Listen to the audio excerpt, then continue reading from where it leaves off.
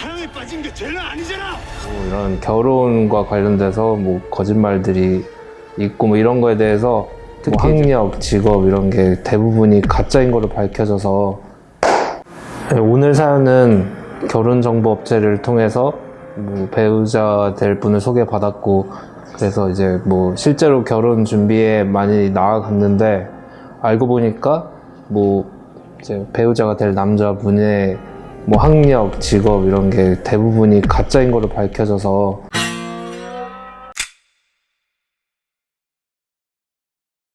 요즘 부부의 세계라는 드라마도 굉장히 성황리에 종영된 걸로 알고 있고 이런 결혼과 관련돼서 뭐 거짓말들이 있고 뭐 이런 거에 대해서 특히 이제 결혼을 앞둔 20, 30대 남성, 여성한테는 뭐 좀 재미있고 흥미로운 주제일 수도 있고 그래서 이분 같은 경우에는 결혼정보 업체를 통해서 소개를 받고 이제 서로 호감을 느끼셨겠죠. 그런데 호감을 보통 느끼는데 저 밑도 끝도 없이 호감을 느끼진 않잖아요. 저희가 20, 30대 이제 결혼을 앞두면 외모만 보고 이렇게 뭐 딱 호감을 느껴서 결혼을 결심하진 않잖아요. 그러니까 저도 이제 이렇게 생겼음에도 불구하고 뭐 이렇게 연애도 하고 그랬었는데 그러니까 직업, 뭐 학력 이런 게 어떻게 보면 결혼을 앞둔 사람들한테는 상대방의 직업, 학력 이런 건 굉장히 중요한 내용이고 이런 얘기하면 뭐 속물 같아 보이지만 현실적으로 뭐 그 사람이 얼마나 버는지 이런 거는 거의 결혼을 결정하는 데 있어서 어떻게 보면 결정적인 정보인데 사랑에 빠진 게 죄는 아니잖아. 남자분께서 여자분한테 그런 거를 대부분이 허위로 속이셨나 봐요. 그리고 결혼정보업체는 그 잘못된 내용을 토대로 여자분한테 소개를 주선해줬고 이런 상황인데 보면 뭐 식장도 다 예약을 하셨고 예물도 서로 주고 받으셨고 막 거의 그 단계에 이르셨다고 해요. 법적으로 약혼이 성립됐다고 볼 수 있어요. 그러니까 법을 잘 모르는 상황에서는 약혼이란 게 뭐 약혼을 했다, 약혼식을 해서 예전처럼 막 옛날 드라마에 나오듯이 뭐 이렇게 뭐 레스토랑에서 뭐 먹으면서 약혼식을 하고 이래야 약혼이 되는 게 아니라 약혼이란 건 우리 앞으로 결혼하기로 하자 하는 당사자의 의사의 합치만 있으면 약혼이 되는 건데 지금 식장까지 예약을 하셨고 예물을 주고 받으신 거 보면 약혼이 성립된 거예요. 그래서 이 두 분은 약혼을 한 건데 지금 이제 더 이상 혼인을 할 수 없는 뭔가 사정의 변화가 생긴 거죠. 저희 민법은 그렇게 약혼이 성립됐는데 일정한 경우에는 그런 약혼을 해제할 수 있다고 규정하고 있어요. 약혼을 해제할 수 있는 사유를 법이 좀 중요한 사유는 규정을 해놓고 있고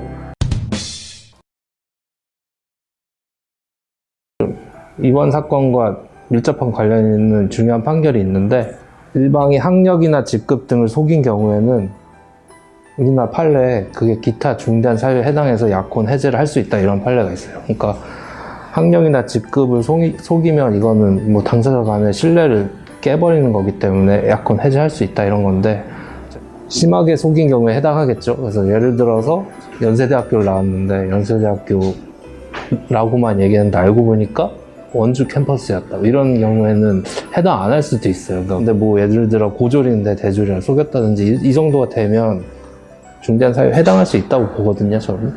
그래서 요 분이 학력을 속였다고만 사연을 주셔가지고 어느 정도 속인 건지 저도 잘 모르겠는데 뭐 좀 중대하게 속인 거면 예를 들어 뭐 중졸인데 뭐 어디 학원도 나왔다 이러면 그건 당연히 해제할 수 있을 것 같고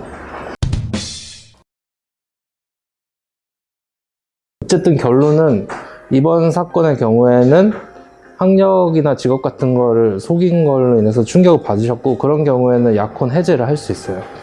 약혼 해제를 하는 게 뭐냐 뭐 이렇게 또 이제 의문을 가지실 텐데 약혼 해제를 하면 그 다음 806조에서 약혼 해제를 하면 과실 있는 상대방에게 손해배상을 청구할 수 있다 우리가 이렇게 돼 있어요. 그래서 약혼 해제를 하셨으면 손해배상을 받으시면 되는데 이 손해배상에는 내가 이 결혼 준비를 위해서 들어갔던 나의 뭐 금전적인 부분들에 대해서도 당연히 받으실 수 있고 정신적인 충격이 있으시잖아요. 속으신 거니까. 그래서 그런 위자료 같은 것도 받으실 수 있고 뭐 서로 예물을 주고받는 경우가 많잖아요. 그래서 예물을 만약에 주고받으셨다고 하면 우리나라는 예물이 뭐냐 하는 거에 대해서 법원은 예물은 혼인을 하는 걸 조건으로 하는 조건부 증여다 이렇게 보고 있어요. 그러니까 혼인이 성립하지 않으면 그 증여 계약은 조건이 성취되지 않아서 다시 돌려받을 수 있다 이런 법리가 있어요. 그래서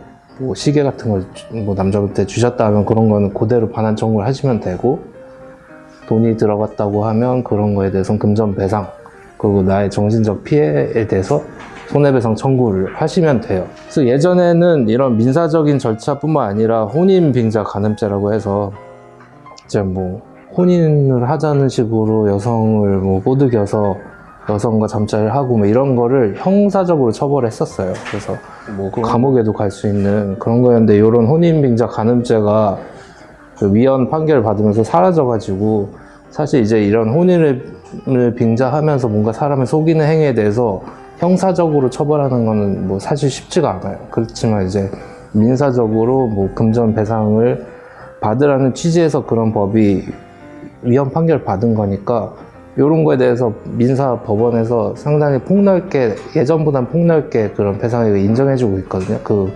간통죄도 없고 이제 혼인빙자 간음죄도 없고 해서 그런 부분을 없애는 취지는 다 돈으로 배상을 받아라는 취지거든요. 그래서 그렇게 하시면 돼요, 이 남자분에 대해서. 그래서 문제는 이제 결혼정보업체죠. 근데 결혼정보업체가 이제 상식적인 업체라고 가정을 하고 말씀드리면, 결혼정보업체에서 어떤 돔탱이를 쓰려고, 어떤 사람 인생 망치려고 일부러 알면서 뭐 허위의 스펙의 남자를 소개해주고 뭐 그런 업체는 제가 봤을 때는 존재하지 않을 것 같고, 상식적인 업체라면 이 업체도 이 남자분한테 속았을 가능성이 높죠. 그러니까 남자분한테 뭐 그런 학위나 이런 걸 요구는 했는데 남자분이 그런 걸 위조해서 냈다거나 해서 결혼정보업체도 거기에 속았을 가능성이 높아 보이고, 그렇다면 결혼정보업체에 대해서 뭐 형사적으로 뭐 사기다 이렇게 하기는 솔직히 어려울 것 같고요, 제가 봤을 때는.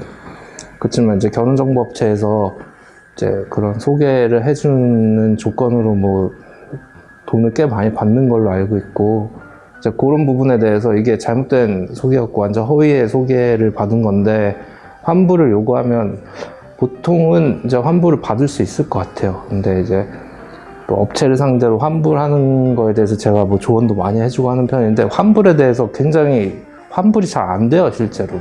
뭐 업체한테 환불을 요구해서 일단은 받아보시고, 업체에서 이제 환불을 거부한다고 하면 뭐 각종 내용 증명을 통해서 뭐 너와 나는 뭐 혼인을 뭐 중매해주는 계약을 체결했는데 그걸 제대로 해주지 않아서 너는 채무 불이행이 있는데 환불을 거부하는 거는 부당하다, 이런 내용 증명을 보내면 보통 환불을 받을 수 있어요. 그래서 안타깝지만 결혼정보업체한테 뭔가 형사적으로 문제를 삼거나 뭐 손해배상을 받거나 하는 게 쉽지 않아 보여요. 왜냐하면 결혼정보한테 뭐 고의가 있다거나 과실이 막 크다고 보기도 어려워서.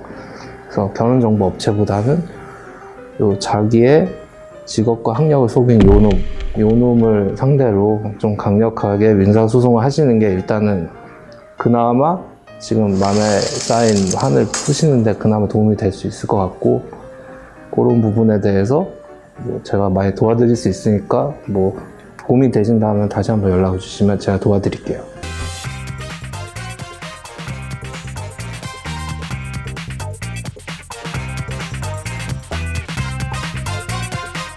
아는 변호사가 없거나 그 변호사가 무뚝뚝하면 저한테 연락 주세요.